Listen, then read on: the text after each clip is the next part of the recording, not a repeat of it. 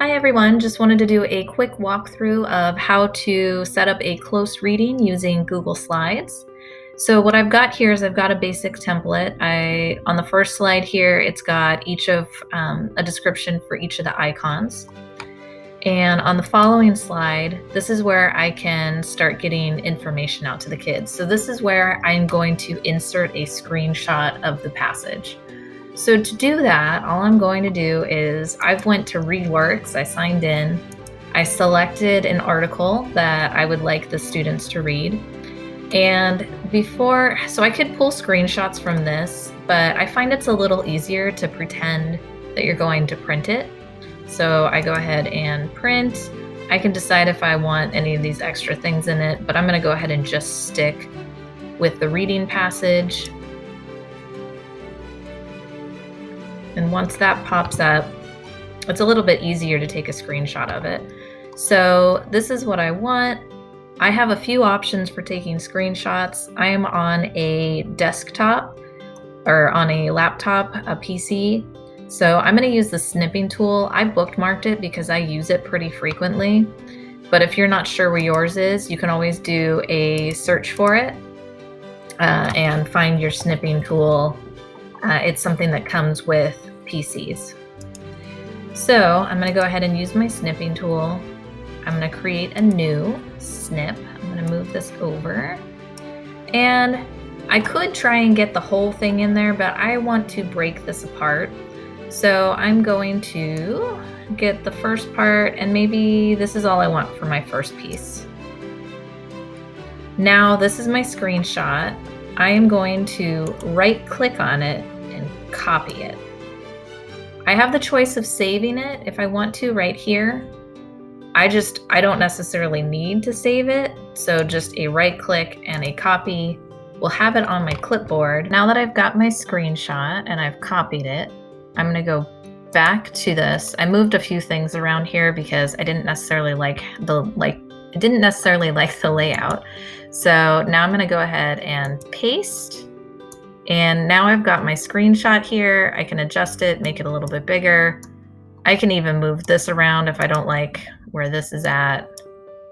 Or I can even make it a little smaller if I think it's too big.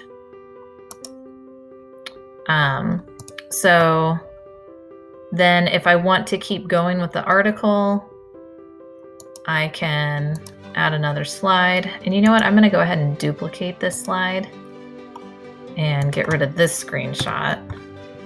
And now I'm going to scroll down and I'm going to go ahead and do another screenshot, new. And again, I'm going to copy and paste it onto here. And at this point, what the students are able to do is they just drag this. Oh, we got to fix that. So if you have that issue, I'm going to undo that. If you have that issue where it goes behind, and it's always good to practice doing that, I'm going to select all of these because I want them, I'm going to change their order. I want them to be on the top, which means bringing them to the front. So I'm going to bring all of these to the front.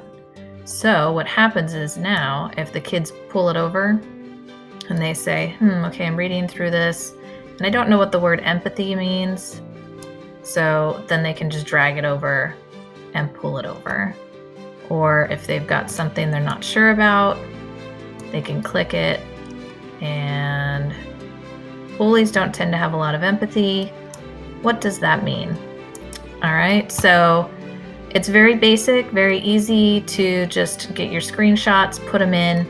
You can get the whole passage. So another option, so it's going to mess up the rest of these slides, but let's just do that real quick. If I want to make it so this page is a full, like a regular page, like an 8 by 10 or 8.5 by 11, I can change the size. So I went to File, Page Setup. I'm going to customize it, and it's going to be 8.5 by 11. I'm going to apply that. So now this is what it would be like if it was a normal page.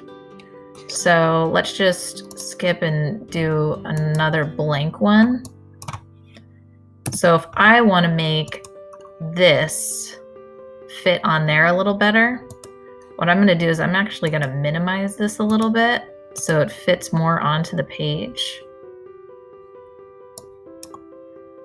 And I'm going to take a new screenshot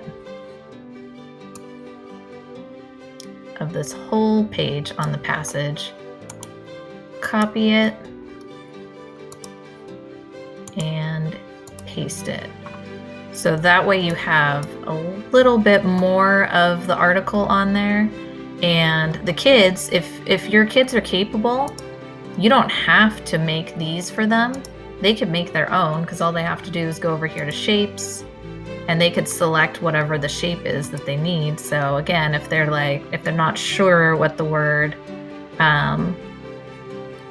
empathy means, I'm gonna put a little circle around it and I'm gonna change the color so it's transparent. The only thing is they'll have to change the color if you want different colors, so that's kind of the bonus. But another choice is you don't have to have all the circles on the page, because when you share this with the kids, you could have them over here. And I'm gonna make it a little thicker here. All right, so, I mean, the words are a little smaller, so maybe I want my circles a little smaller.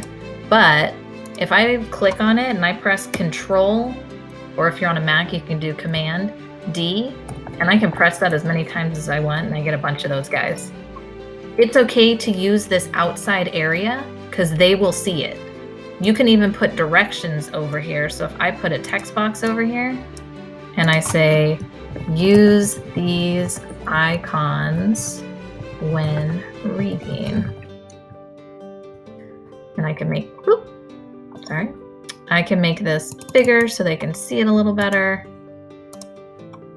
And I can grab these. Another choice is, if I don't want to make them all over again, I could just grab these. That highlights all of them. I'm going to copy it. And then I'm going to come over here and I'm going to paste it. And it puts it all over there, but I can just, I can drag it over to here. So I'll put this back. And now the kids can pull these over. They're kind of small, so they're a little harder to drag over here. And then they're all set to do their close reading.